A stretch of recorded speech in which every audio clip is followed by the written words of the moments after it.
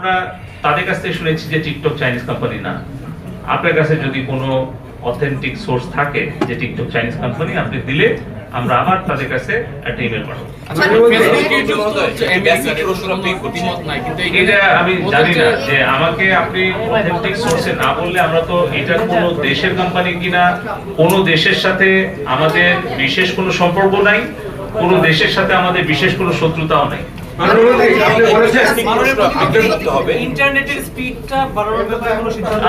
আমরা সিদ্ধান্ত হচ্ছে সম্পূর্ণ ইন্টারনেটের গতি বৃদ্ধি করা, আমাদের সর্বোচ্চ সক্ষমতা আমাদের প্রয়োগ করা, এবং এই কারণেই আমরা এই ভিপিএন ব্যবহার করা, লোকাল ক্যাশিং সার্ভার অফ রাখা, এই ধরনের কিছু টেকনিক্যাল যে পয়েন্টগুলো আমাকে আমাদের টেকনিক্যাল রিসোর্স দিয়েছে, তার প্রেক্ষিতে কিন্তু আমরা সবগুলোই অ্যাপ্লাই করছি যে কত দ্রুত ইন্টারনেটের সম্পূর্ণ সক্ষমতা দিয়ে সম্পূর্ণ গতিটা আমরা বৃদ্ধি করতে পারি, তার জন্য আমাদের প্রচেষ্টা হবে। মাননীয়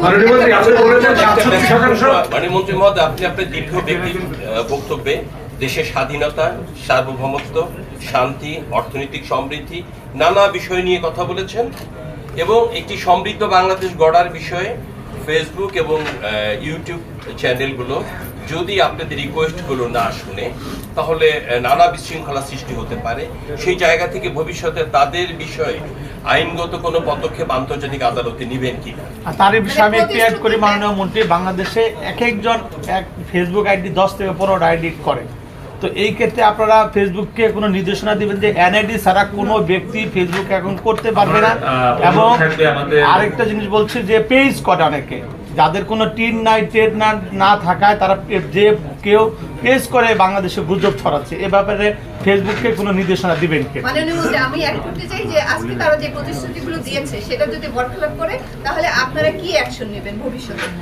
আমরা আপনাদের এই প্রশ্নগুলো যেগুলো আজকে আমরা করিনি, সবগুলো আমরা গ্রহণ করলাম, করে আমরা এগুলো গুছিয়ে বিটিআরসি থেকে পরবর্তী বৈঠকে আমরা জিজ্ঞেস করব।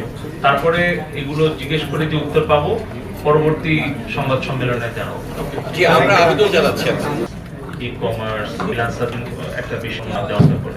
আমার একটা প্রশ্ন আছে, বাংলাদেশ এই যে আপনি যে কমিউনিটি স্ট্যান্ডার্ড নিয়ে কথা বললেন ফেসবুকের সঙ্গে, এটি নিয়ে ফেসবুকের কমিউনিটি স্ট্যান্ডার্ড বাংলাদেশের প্রয়োগে দীর্ঘদিন ধরে আমরা এগুলো দেখছি যে তারা আসলে এলোমেলো কাজ করে।